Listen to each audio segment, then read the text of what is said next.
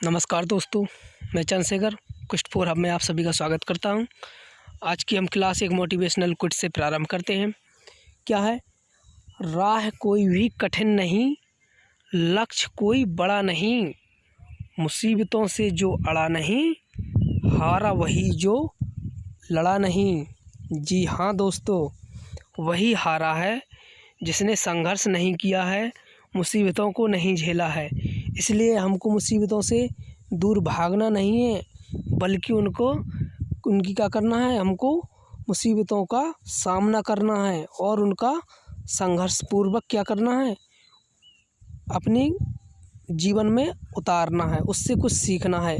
क्योंकि जितनी हम मेहनत करेंगे ना बेटा, उतनी ही हम सफलता की ओर उन्मुख होंगे और उतनी ही जल्दी हमको क्या होगा, लक्ष्य की प्राप्ति होगी। इसलिए हमको मुसीबतों से भागना नहीं है, बल्कि उससे लड़ना है, जूझना है और अपनी सफलता को पाना है, अपने लक्ष्य को पाना है। ठीक है ना? तो इस मोटिवेशनल क्विट से हम अब आज की हम क्लास प्रारंभ करते हैं। जी हमारी जो साइंस स्पेशल क्लास चला रही है, जो विभिन्न प्रकार के एग्ज़ाम जैसे SSC, CGL, railway, group D, UPSI, UP constable, इससे संबंधित और जो विभिन्न प्रकार की जैसे नीट जैसे एग्ज़ामों के लिए भी महत्वपूर्ण होगी। इसमें क्या करते हैं, हम चैप्टर बाय चैप्टर पहले अध्ययन करते हैं, फिर इसके बाद उन प्रश्नों को अध्ययन करते हैं जो विभिन्न प्रकार के कॉम्पिटिटिव एग्ज़ामों के लिए उपयोगी हैं और जो विभिन्न प्रकार के एग्ज़ामों में आए हुए हैं, उन प्रश्नों को अध्ययन करते हैं। इसी क्रम में हम क्या कर रहे हैं, 25 प्रश्नों की श्रृंखला भी प्रारंभ कर दी है। इसमें हम 25 प्रश्न तो होते हैं, लेकिन हम 25 प्रश्नों के साथ साथ उससे जुड़े फैक्ट को भी जानते हैं, जिसमें कम से कम 100+ प्रश्नों के बारे में हम क्या करते हैं, जानते हैं, उसके बारे में विचार करते हैं, उनके बारे में गहन अध्ययन करते हैं। तो चलिए आज की हम क्लास प्रारंभ करते हैं। तो अभी तक आपने यदि क्लास को लाइक नहीं किया हो तो लाइक कर दीजिएगा, क्योंकि ये लाइक होता है ना, ये हमारे लिए ऑक्सीजन का काम करती है और हमको क्लास को और अच्छा करने के लिए और बेहतर करने के लिए मोटिवेट करती है।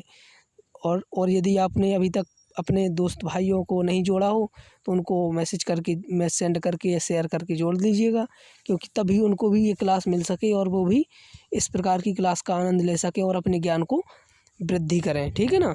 तो यदि अभी तक आपने हमारे चैनल को सब्सक्राइब नहीं किया हो तो सब्सक्राइब कर लीजिएगा और बेल आइकन को प्रेस कर दीजिएगा, ताकि हमारी ये भी क्लास डले तो आपके यहाँ पर मैसेज के द्वारा आपको इन्फॉर्म हो जाए कि क्लास आ चुकी है और आप उस क्लास का सबसे पहले देख सकें और आनंद ले सकें। चलिए तो हम उसी श्रृंखला को आगे को प्रोसीड करते हैं।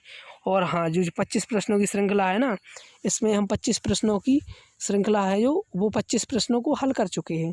और जिन भाई बहनों ने उस प्रश्नों को नहीं देखा हो तो उसको देख लीजिएगा, क्योंकि जिन लोगों ने वो प्रश्नों को नहीं देखा है तो वो क्या करेंगे, यदि जब तक उन प्रश्नों को नहीं देखेंगे, इन प्रश्नों को हल करने में काफ़ी प्रॉब्लम क्रिएट हो सकती है, क्योंकि उस क्लास का संबंध इस क्लास से है।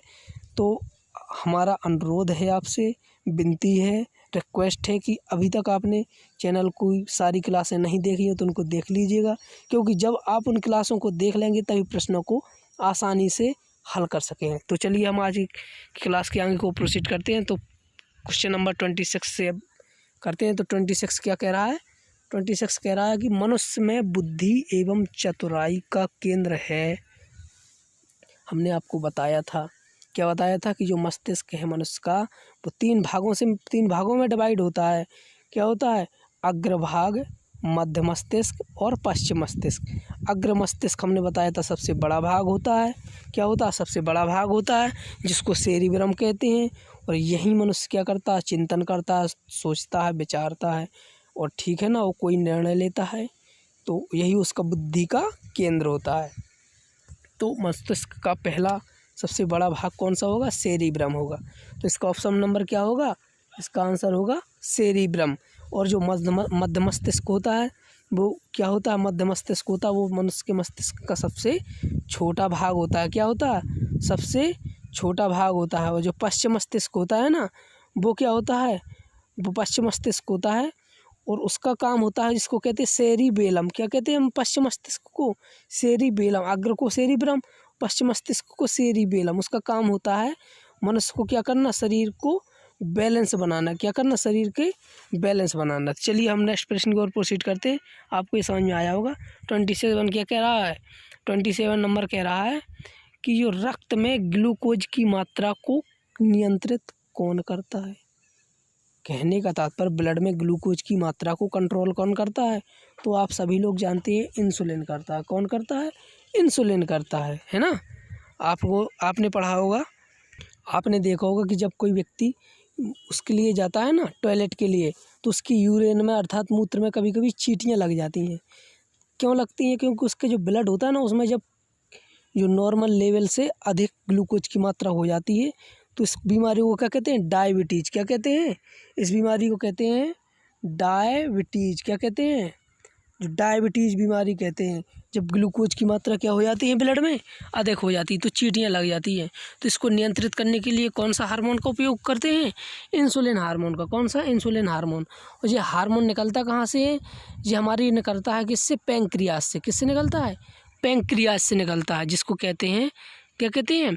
यूज कहते हैं पैंक्रियाज। जो होता है ये कहाँ पर? पत्ती के आकार का होता है। और ये कैसा होता है?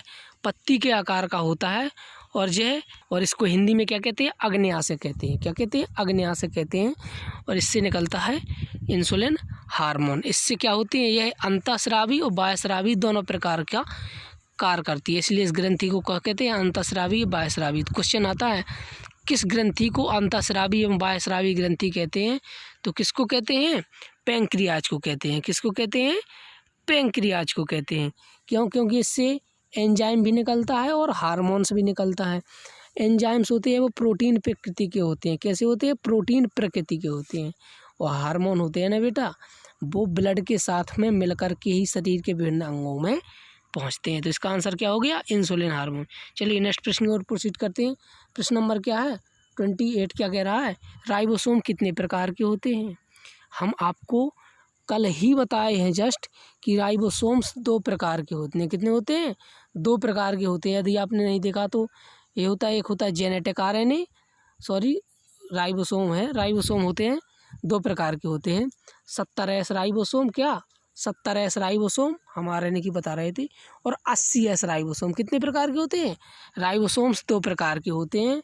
नंबर 1 होता है 70S राइबोसोम, क्या 70S राइबोसोम, और 80S राइबोसोम। जो S है ना, ये राइबोसोम्स की यूनिट होती है। क्या होती है? यूनिट होती है राइबोसोम्स की। तो राइबोसोम किस प्रकार के होते हैं?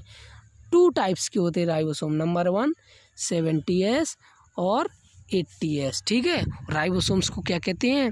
प्रोटीन की फैक्ट्री कहते हैं। क्या कहते हैं? प्रोटीन की फैक्ट्री। अब यहीं पर कहते हैं हम आरएनए कितने प्रकार के होते हैं? तो आप 3 कहते हैं ना, सभी लोग कहते हैं mRNA, rRNA, tRNA, पर ये रॉन्ग है, क्योंकि आरएनए होते हैं सिर्फ 2 प्रकार के, जो हम बता रहे थे, जेनेटिक आरएनए और नॉन जेनेटिक आरएनए। यदि ऐसा है कि नॉन जेनेटिक आरएनए कितने प्रकार के होते हैं, तो अब करेंगे 3। ठीक है ना दोस्तों। तो आरएनए के प्रकार का होता है 2 प्रकार का। यदि ऐसा आ जाए क्वेश्चन की प्रोटीन निर्माण करने के लिए कितने प्रकार के आरएनए का प्रयोग किया जाता है, तो 3 प्रकार के होते हैं, mRNA, tRNA और rRNA। तो राइबोसोम्स के प्रकार के होते हैं 2 प्रकार के, 70S और 80S प्रकार के। तो क्वेश्चन नंबर 29 की ओर बढ़ते हैं। 29 क्या कह रहा है?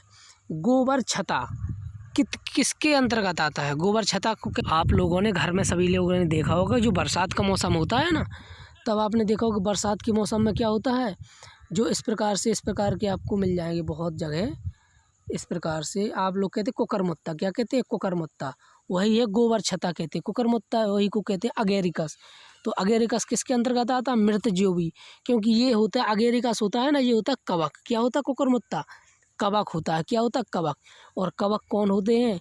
ये हुए होते हैं जो मृत जीवों से क्या करते हैं, जीवों अर्थात पेड़ पौधों से क्या करते हैं? भोजन ग्रहण करते हैं, उन्हीं से ऊर्जा प्राप्त करते हैं। तो ये क्या होते हैं? मृतजीवी, क्योंकि मृत जीवों से भोजन को ग्रहण करते हैं। तो गोबर छत्ता अर्थात इसी को क्या कहते हैं? कुकुरमुत्ता। ये बरसात के सीजन में होता है। तो ये कैसा होता है? मृतजीवी, क्योंकि ये सड़े गले पदार्थों से भोजन ग्रहण करता है। ठीक है ना। और ये एक प्रकार का कवक है। चलिए नेक्स्ट प्रश्न की ओर प्रोसीड करते हैं। प्रश्न नंबर 30 क्या कह रहा है? वायुमंडल में सामान्यतः CO2 की मात्रा कितनी है? हम आपको अच्छे से बता चुके हैं वायुमंडल के बारे में पूर्ण जानकारी, कि सबसे अधिक वायुमंडल में कौन सी गैस होती है? तो सबसे अधिक वायुमंडल में सबसे अधिक होती है नाइट्रोजन। क्या होती है? नाइट्रोजन। कितनी होती है नाइट्रोजन? 78% होती है, हम आपको बता चुके। दूसरे नंबर पर होती है ऑक्सीजन गैस, ऑक्सीजन कितनी होती है 21% होती है। और तीसरे नंबर पर होती है, क्या होती है, तीसरे नंबर पर होती है हमारी, होती है आर्गन, क्या होती है आर्गन, क्या होती है आर्गन। ये कितनी होती है, ये होती है 0.93 करके कुछ होती है ना, 93 करके होती है। और चौथे नंबर पर क्या होती है, फिर आती है कार्बन डाइऑक्साइड, क्या आती है कार्बन डाइऑक्साइड 0.03% होती है कार्बन डाइऑक्साइड। तो चलिए नेक्स्ट प्रश्न की ओर प्रोसीड करते हैं। इसका आंसर क्या होगा 0.03%। चलिए नेक्स्ट प्रश्न को प्रोसीड करते हैं। प्रश्न नंबर 31 क्या कह रहा, छाया में पनपने वाले पौधों को क्या कहते हैं। पौधे होते हैं कुछ आपने देखे जल में रहते हैं, कुछ रेगिस्तान जैसे स्थानों पर होते हैं, वो कुछ ज़मीन के नीचे भी रहते हैं, और कुछ क्या होते हैं छाया में, जैसे धनिया हो गई, पालक हो गई, है ना, छाया में होते हैं।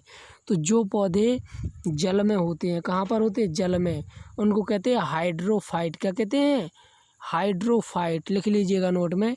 या जलोदभिद, हिंदी में क्या लिखेंगे जलोदभिद।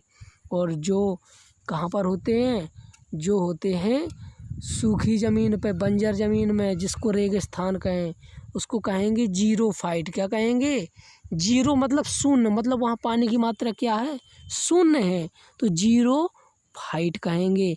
या उसी को हिंदी में क्या कहेंगे, हिंदी में कहेंगे जहाँ पर पानी की मात्रा नहीं पाई जाती है। तो बेटा हिंदी में याद नहीं आ रहा, पर इंग्लिश में कहते हैं जीरोफाइट। तो आप याद रखना, जीरो मतलब वाटर की पानी क्या होती, पानी की मात्रा शून्य, जीरोफाइट। और हाइड्रो माने होते हैं, आप जानते हैं हाइड्रो क्या कहते हैं, वाटर को कहते हैं हाइड्रो, हाइड्रो माने वाटर।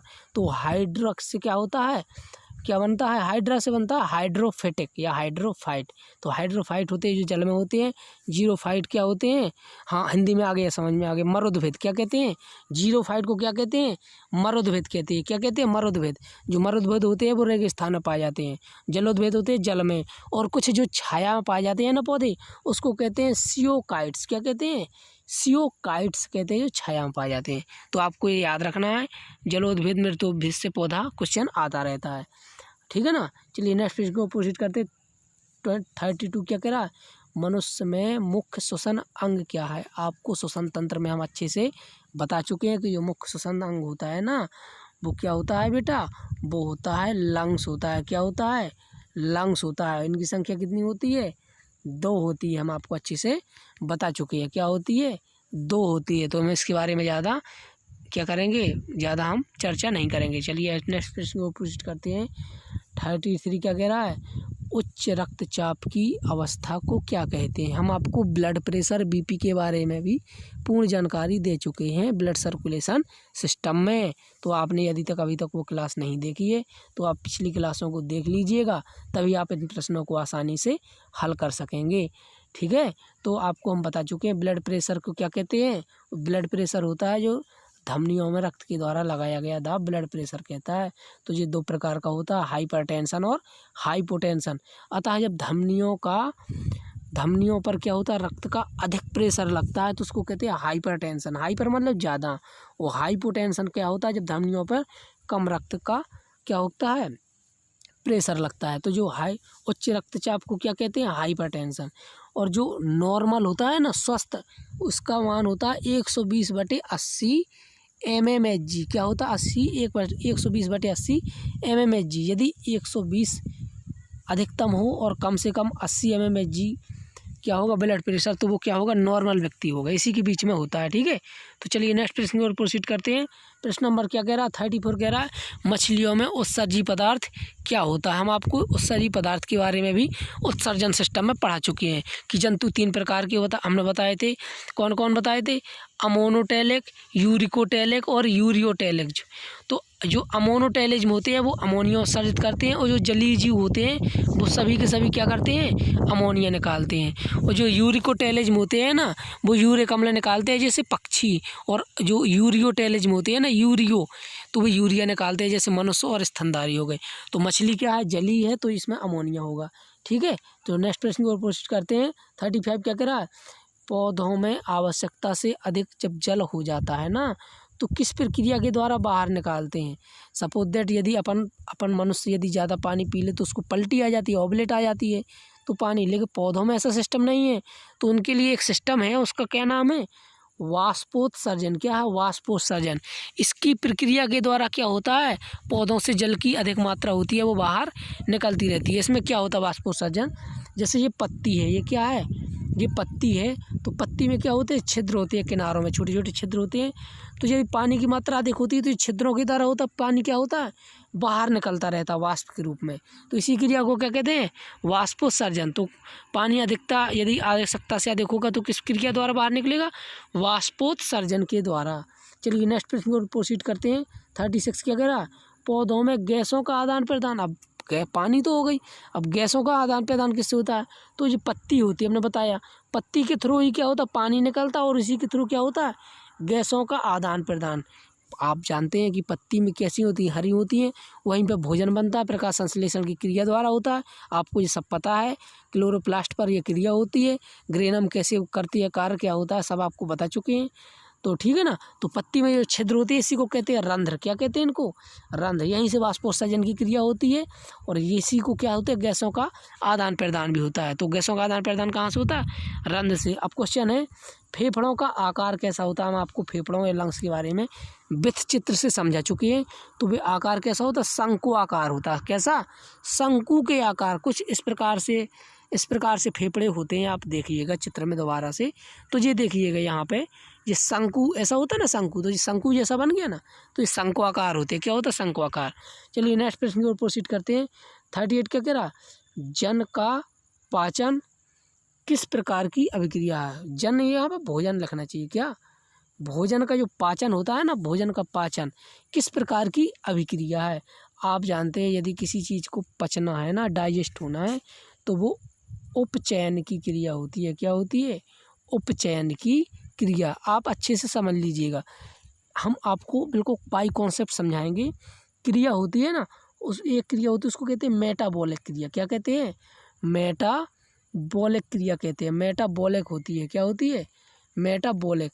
ये मेटाबॉलिक दो प्रकार की होती है, एक होती है कैटाबॉलिज्म और एनाबॉलिज्म। क्या होती है, इसी को कहते हैं उपापचय क्रिया। जो पूछा है ना, उपापचय, उपचयन की, ये उपापचय कहते हैं इसको। मेटाबॉलिज्म को हिंदी में क्या कहते हैं, लिख लीजिएगा, उपापचय की क्रिया।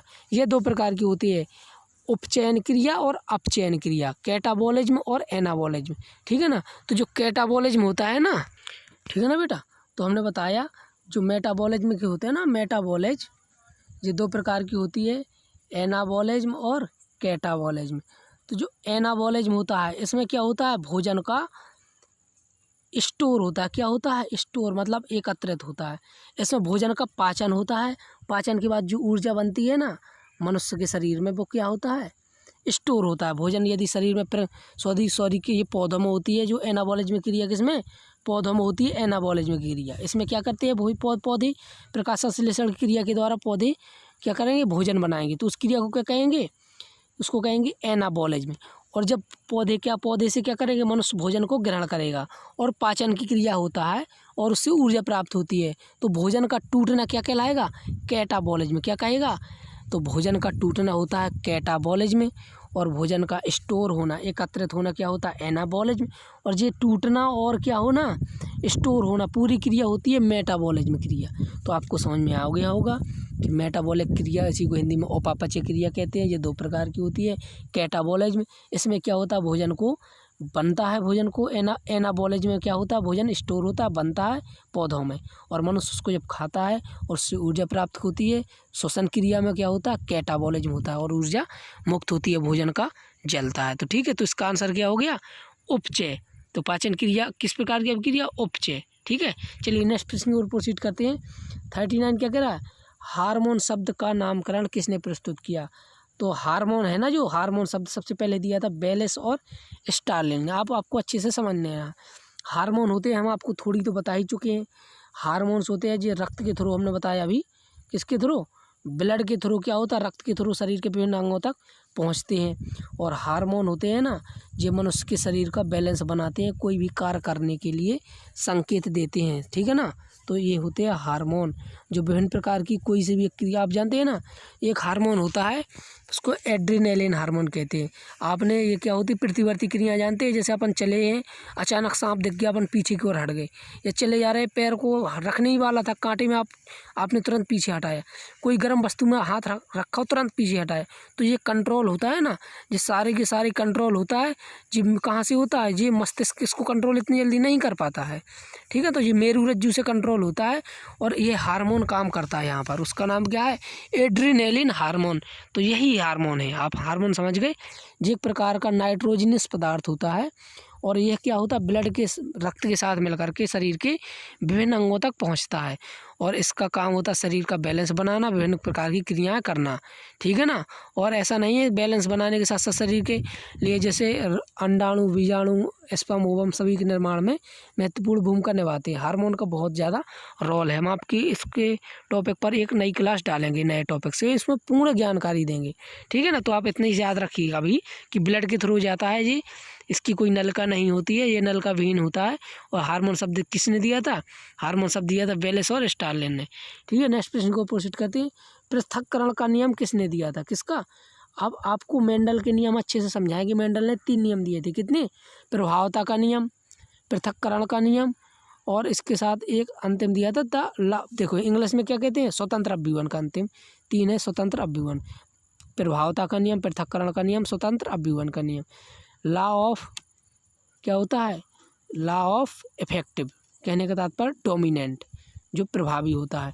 तो हम आपको इसमें अच्छे से समझाएंगे कि 3 प्रकार के होते हैं, कौन होता है, कौन T small T capital T किस प्रकार से क्रॉस कराते हैं, सब आपको बताएंगे। इतना याद रखना आपने, मेंडल ने 3 नियम दिए थे और कितने दिए थे, 3, और उसका क्या कहते हैं, जो पृथक्करण के नियम थे उसका एक का नाम था प्रभावता का नियम, दूसरे का पृथक्करण का नियम और तीसरा था स्वतंत्र अभ्युवन का नियम। आपको इतना ही याद रखना है। इस पर हम एक टॉपिक से एक क्लास बनाएंगे जो आपको पूर्ण जानकारी उसमें दे देंगे। चलिए नेक्स्ट प्रश्न की ओर प्रोसीड करते हैं। 40 प्रश्न नंबर क्या है, 41। इसमें क्या कह रहा है, जीव विज्ञान शब्द का प्रयोग सर्वप्रथम किसने किया। जीव विज्ञान, इसी को इंग्लिश में कहते हैं बायोलॉजी, क्या कहते हैं, बायोलॉजी।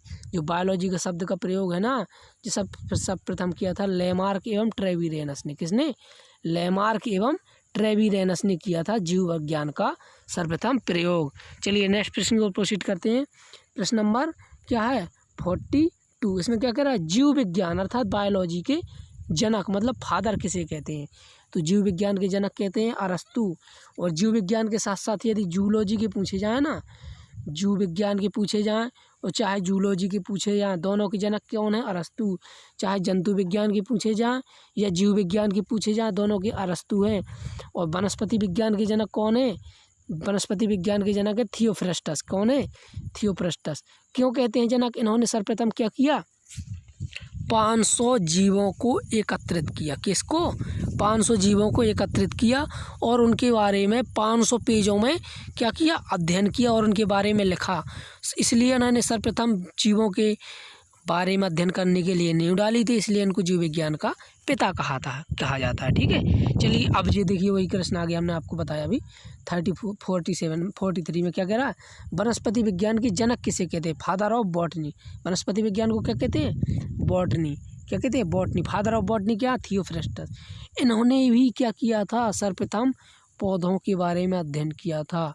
वनस्पति को कहते हैं, वनस्पति पौधों से संबंधित है, इसको वनस्पतियों के बारे में अध्ययन किया था, इसलिए इनको फादर ऑफ बॉटनी कहते हैं। प्रश्न नंबर 44 क्या कह रहा है, फाइकोलॉजी में किसका अध्ययन किया जाता है। हम आपको अच्छे से बता चुके हैं, फाइकोलॉजी में किसका अध्ययन किया जाता है, शैवालों का अध्ययन किया जाता है। किसका, शैवाल एक प्रकार की, जो आप जानते हैं ना पानी भरा रहता है बहुत जगह तो उसको हरा हरा लग जाता है, इसको अपन काई बोलते हैं ना, वो एक प्रकार की शैवाल ही होती है। तो ठीक है ना, आप समझ गए शैवाल कैसी होती है, हरी होती है, ये अपना भोजन स्वयं बनाती है और इसको जो शाखा होती है ना, इसको कहते हैं फाइकोलॉजी। कहने का तात्पर्य है यदि हम फाइकोलॉजी कहते हैं तो उसमें जितनी प्रकार की शैवाल आती है उस सभी प्रकार की शैवालों का अध्ययन फाइकोलॉजी में करते हैं। चलिए नेक्स्ट प्रश्न की ओर प्रोसीड करते हैं। प्रश्न नंबर 45 क्या कह रहा है, पर्यावरण का अध्ययन जीव विज्ञान की किस शाखा के अंतर्गत किया जाता है। आपको हम पारिस्थितिकी तंत्र या इकोसिस्टम बहुत अच्छे से बता चुके हैं। अब एक बूंद भी क्या होता है, पारिस्थितिकी तंत्र, और एक बहुत बड़ा समुद्र या महासागर भी क्या होता है, एक प्रकार का पारिस्थितिकी तंत्र होता है। तो पर्यावरण का अध्ययन जीव विज्ञान की किस शाखा में होगा, पारिस्थितिकी तंत्र में होता है। तो इसका क्या होगा, पारिस्थितिकी। नेक्स्ट प्रश्न को प्रोसीड करते हैं। प्रश्न नंबर 46 क्या करा है, डेंड्रोलॉजी का संबंध किससे है, किसका, डेंड्रोलॉजी। देखिएगा जो डेंड्रोलॉजी होती है ना, इसमें जो झाड़ी वाले पौधे होते हैं ना, झाड़ी जैसे बहुत झाड़ी इकट्ठी होती है, एक साथ पौधे लगे होते हैं, तो उसको कहते हैं डेंड्रोलॉजी। क्या कहते हैं, डेंड्रोलॉजी। हमने अभी आपको बताया बहुत सारी हम आपको शाखाएँ हैं, ये किसी न किसी दिन सारी शाखाएँ इंपॉर्टेंट दे देंगे, आप उनको लर्न कर लीजिएगा, ठीक है ना।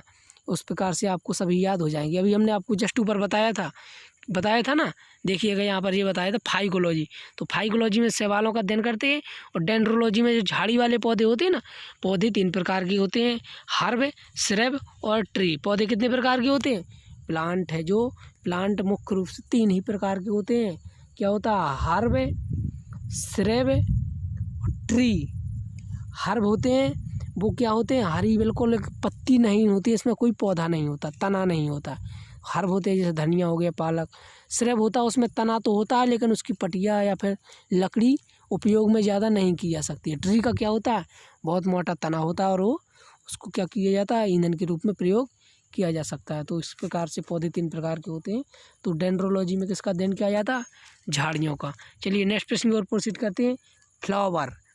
फ्लावरों का अध्ययन अर्थात पुष्पों का अध्ययन किसमें किया जाता है, तो उस शाखा को कहते हैं एंथोलॉजी। क्या कहते हैं, एंथोलॉजी कहते हैं। और कीटों का अध्ययन को क्या कहते हैं, एंटोमोलॉजी। आपको इसमें अंतर करना होगा। फूलों के अध्ययन को कहते हैं, पुष्पों के अध्ययन को एंथोलॉजी, और कीटों को किसको, कीटों के अध्ययन को कहते हैं एंटेमोलॉजी। एंटेमोलॉजी कहते हैं किसको, कीट पतंगों के अध्ययन को एंटेमोलॉजी कहते हैं, ठीक है। नेक्स्ट प्रश्न को प्रोसीड करते हैं। फलों का अध्ययन किस में करते हैं, फल तो आप जानते हैं, फ्रूट्स का अध्ययन किस में करते हैं, पोमोलॉजी में। किसमें, पोमोलॉजी में अध्ययन करते हैं। और चलिए नेक्स्ट प्रश्न को प्रोसीड करते हैं। आप साबूदाना तो अच्छे से जानते ही हैं। साबूदाना किससे बनता है, साइकस से। किससे बनता है, साइकस से बनता है। और जो साइकस होता है ना, ये क्या होता है, आप जानते हैं कि देखिए सबसे पहले आता है, सबसे छोटा होता है वायरस से थोड़ा बड़ा आता है तो उसको क्या कहते हैं, बैक्टीरिया से क्या आता है, हमारा आ जाता है कवक आ जाते हैं, फिर आ जाता है शैवाल आता है, पौधों की शाखा बता रहे, फिर जिम्नोस्पर्म आता है, फिर एंजियोस्पर्म आता है। तो जो साइकस पौधा है ना बेटा, ये साइकस पौधा है, ये हमारा जिम्नोस्पर्म पौधा होता है। क्या होता है, जिम्नोस्पर्म पौधा है। क्या, जिम्नोस्पर्म पौधे भी होते हैं जिसमें बीज तो बनते हैं, लेकिन बीज के ऊपर जो छिलका होता है ना, आवरण होता है, वो नहीं होता इन पौधों में, इसलिए इनको छिलका रहित पौधे या बीज रहित पौधे ही कहते हैं। तो वे कौन से होते हैं, जिम्नोस्पर्म पौधे। कौन से, जिम्नोस्पर्म पौधे। और ये साइकस एक प्रकार का क्या है, जिम्नोस्पर्म पौधा है, और इसी से क्या बनता है, साबूदाना। और आपको यही फैक्ट याद होना चाहिए। क्वेश्चन आ जाए विश्व का सबसे बड़ा पौधा क्या है, तो उसका क्या है आंसर, साइकस। यदि क्वेश्चन ऐसा आ जाए कि विश्व का सबसे बड़ा जिम्नोस्पर्म पौधा सबसे बड़ा कौन सा है, तो साइकस। यदि क्वेश्चन ऐसा आ जाए विश्व का सबसे बड़ा एंजियोस्पर्म, याद रखना, जिम्नोस्पर्म पौधे अलग होते हैं, एंजियोस्पर्म भी पौधे होते हैं जिनके फलों में क्या होता है, आवरण होता है। तो जब विश्व का सबसे बड़ा एंजियोस्पर्म पौधा क्या है, तो उसका नाम है यूकेलिप्टस। क्या है, यूकेलिप्टस। क्या है, यूकेलिप्टस है वो। क्या है, यूकेलिप्टस, विश्व का सबसे बड़ा एंजियोस्पर्म। तो क्वेश्चन आपको इसमें कन्फ्यूजन बिल्कुल नहीं होना है।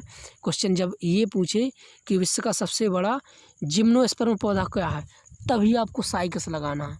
यदि क्वेश्चन आ जाए विश्व का सबसे बड़ा पौधा, तब आपको क्या लगाएंगे, यूकेलिप्टस ही लगाएंगे। यदि आ जाए क्वेश्चन सब विश्व का सबसे बड़ा एंजियोस्पर्म, तब तो आपको यूकेलिप्टस लगाना ही है। तो जब केवल जिम्नोस्पर्म ही पूछे तभी आपको साइकस लगाना, ठीक है। चलिए अंतिम प्रश्न की ओर प्रोसीड करते हैं। प्रश्न नंबर 50 क्या कह रहा है, वायरस। आपको वायरस के बारे में हम पूर्ण जानकारी दे चुके हैं कि वायरस क्या होते हैं, कौन सी क्या बीमारी होती है, वायरस को क्रिस्टलाइज शीशियों में भर करके क्यों रखा जा सकता है कई सालों तक, उसका क्यों नहीं होता, और जब भी वह कोशिका के संपर्क में आता है तो कैसे जीवित हो जाता है, और इसको मृत और सजीव की कोशिका की जीवित कड़ी कहने का तात्पर्य, इसमें जीवित गुण और मृत जीव के गुण दोनों पाए जाते हैं। तो इसको क्यों कहते हैं, जीवित और मृत की बीच की कड़ी, आप उस क्लास को देख करके संपूर्ण जानकारी वायरस के रूप में ले सकते हैं। क्योंकि कोरोना वायरस का समय चल रहा है, तो वायरस से क्या करेंगे, वायरस से क्वेश्चन तो आना ही आना है। अब क्वेश्चन हर एक कोरोना वायरस से नहीं होगा, वायरस से रिलेटेड भी पूछे जाएंगे। सबसे छोटा वायरस क्या है, सबसे बड़ा वायरस क्या है, वायरस से होने वाली बीमारियां क्या हैं। हमने आपको ट्रिक के साथ वायरसों को याद कराया है, वायरस से होने वाली बीमारियों को। चलिए नेक्स्ट प्रश्न, अंतिम प्रश्न क्या है, वायरस वृद्धि करते हैं तो आपको बताया जीवित कोशिका में। आप जानते हैं क्या कर रहे हैं कि वायरस है जब किसी वस्तु पर रखा रहता है तो आपको बताया गया है कि 24 घंटे के बाद क्या होगा, कोरोना वायरस का इफेक्ट खत्म हो जाता है। क्यों हो जाता है, क्योंकि उसको यदि कोई जीवित कोशिका नहीं मिलती है 24 घंटे के बाद तो वो इनएक्टिव हो जाता है। क्या होता है, इनएक्टिव हो जाता है, असक्रिय हो जाता है, निष्क्रिय हो जाता है। और जब भी वो एक जीवित कोशिका के संपर्क में आता है तभी वह वृद्धि करता है, तभी डेवलपमेंट करता है। तो वायरस तभी वृद्धि करेगा जब वह जीवित कोशिका के संपर्क में आएगा। तो विषाणु या वायरस वृद्धि क्या करता है, किसमें, जीवित कोशिका में। इस प्रकार से हमारे ये 50 प्रश्नों की श्रृंखला संपन्न होती है। कमेंट करके आप ज़रूर बताइएगा आपको यह क्लास कैसी लगी और ये मोटिवेशनल जोड़ना हमारा आज का कैसा लगा। और यदि आपको यह क्लास अच्छी लगी हो तो लाइक कीजिएगा, सब्सक्राइब कीजिएगा, शेयर कर दीजिएगा और ज़्यादा से ज़्यादा अपने भाई बहनों को जोड़िएगा, क्योंकि जितने ज़्यादा लोग होंगे तो हमारे पढ़ाने का उतना भी हौसला होगा और आपके लिए हम अच्छे अच्छे प्रश्नों का कलेक्शन करके लाएंगे। तो एंजॉय कीजिएगा। थैंक यू दोस्तों, थैंक यू सो मच।